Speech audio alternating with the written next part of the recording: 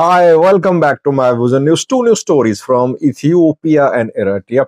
Firstly, Eritrea, any military mobilization, a large scale mobilization of masses, recalling of reservists happening in Eritrea or not. I talked about movement of military towards some fronts.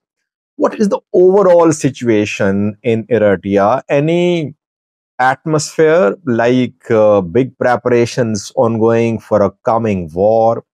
We have received some details from Eritrea which we want to share with you. Secondly, third round of talks between Ethiopia, Egypt, and Sudan was held in Cairo, Egypt. Agenda GERD, Grand Ethiopian Renaissance. Damn, what happened? Can we say talks have collapsed once again? Firstly, viewers, Ethiopia, Eritrea tensions over Assab over Red Sea access. PMRB took a position more than a week ago saying Ethiopia has natural rights to gain access to the Red Sea. And Ethiopia invited neighboring countries to talk. Eritrea, Djibouti, Somalia refused to talk to Ethiopia, saying there was no discussion. There wouldn't be any discussion about it or integrity and sovereignty.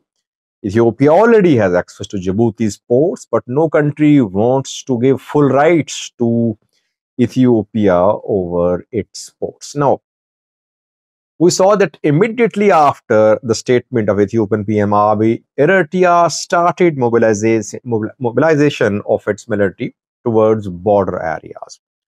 We have done several videos sharing with you movement of EDF towards Ethiopian border. Did a video last night about Bada Ramile, where EDF units arrived this week.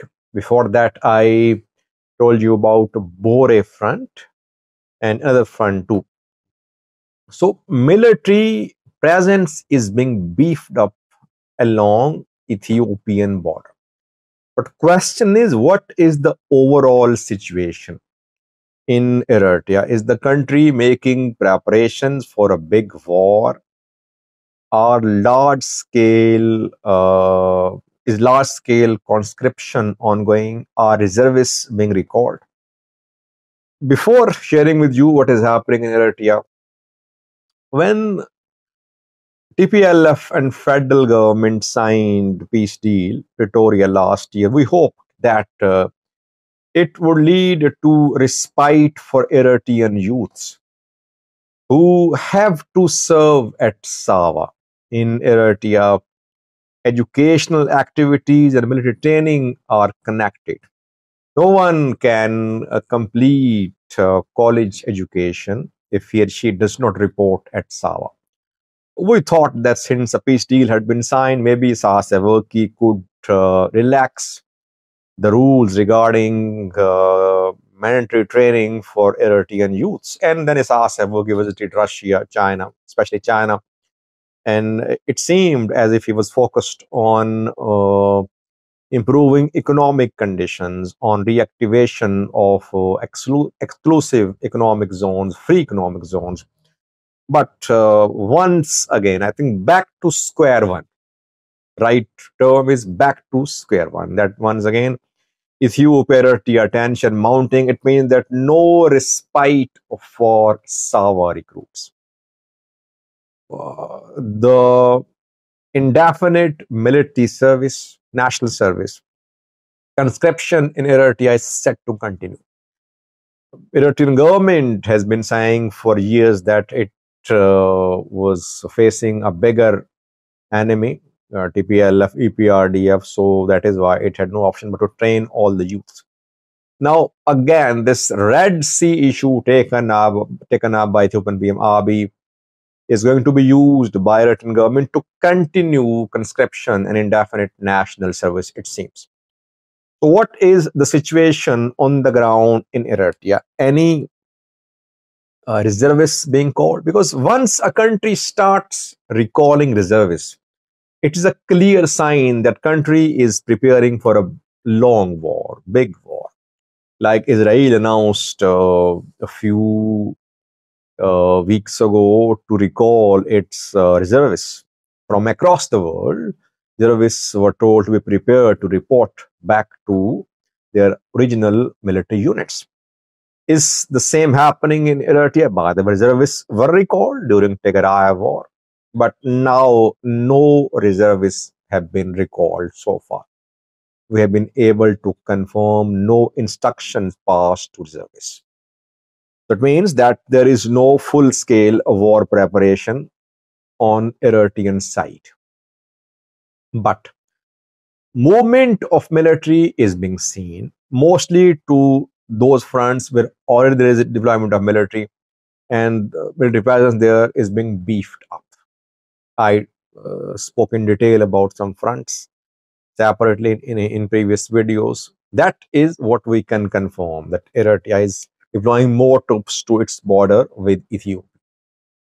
Thirdly, conscription. Yes, here we have received some reports that those who are able-bodied, those who can serve in military, they are being rounded up. They'll be trained and then they'll be sent to fronts. In some areas, conscription is ongoing. Obviously, these people cannot be sent to war fronts directly. They are being taken into custody, they're being trained, they'll be trained, and then they'll be sent to the borders. That is what we have been able to confirm.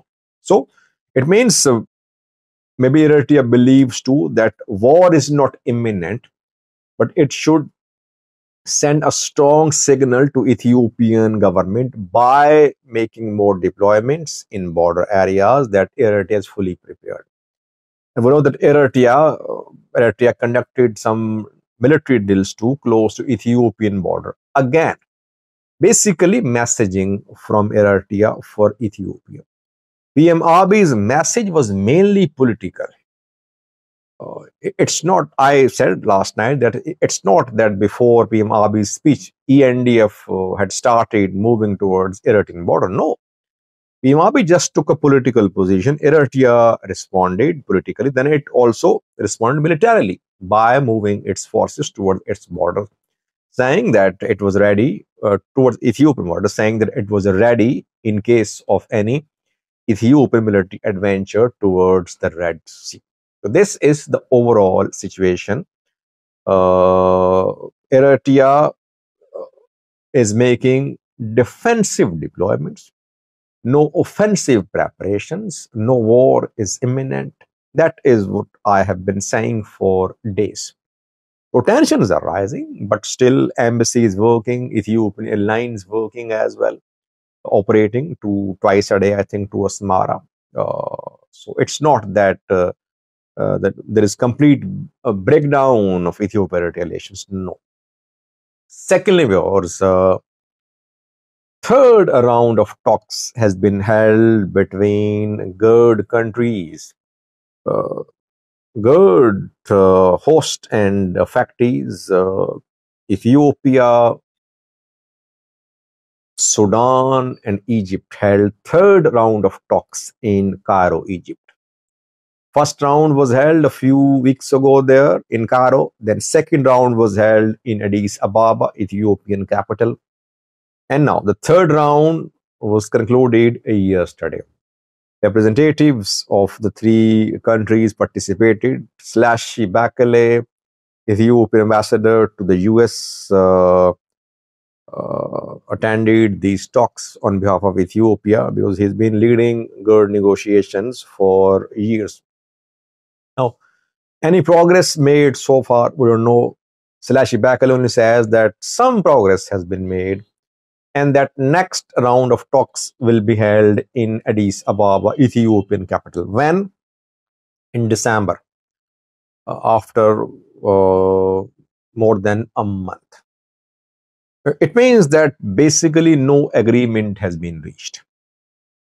Despite three rounds of talks held so far, no agreement has been reached. Egypt, Sudan want a legally binding agreement. They want Ethiopia to be committed to a legally binding agreement about dam operations, about building of future dams on River Nile. Ethiopia does not want to sign any legally binding agreement. We've seen several mediation initiatives, several platforms under the auspices of which talks were held, but no success so far. By the way, in the Horn of Africa, don't you think that there are several unresolved issues now? Sudanese civil war, GERD, implementation of Pretoria deal, Red Sea access, Al-Shabaab, Somaliland, SSC Khartoum, recognized by Somalia, Yemen, across the sea, very destabilized. So if you analyze the situation in these countries and then conflict in the Amhara region, Ola, Oromia, you see that this entire region is full of unresolved conflicts, border disputes, ethnic disputes, and so far no solutions. And there are several players involved in all these issues: local, national level, regional level, religious, ethnic, Western, Arab. So we'll keep on seeing conflicts in the Horn of Africa, in this part of Africa, because issues are increasing in number, unresolved issues, and so far no lasting solutions found. We only saw that the Tigray war came to an end, but what about Pretoria deal?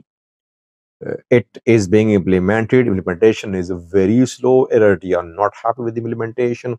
Ethiopia does not have funds, and before the implementation of a deal, we're seeing start of new conflict in the Amhara region. Thank you for watching.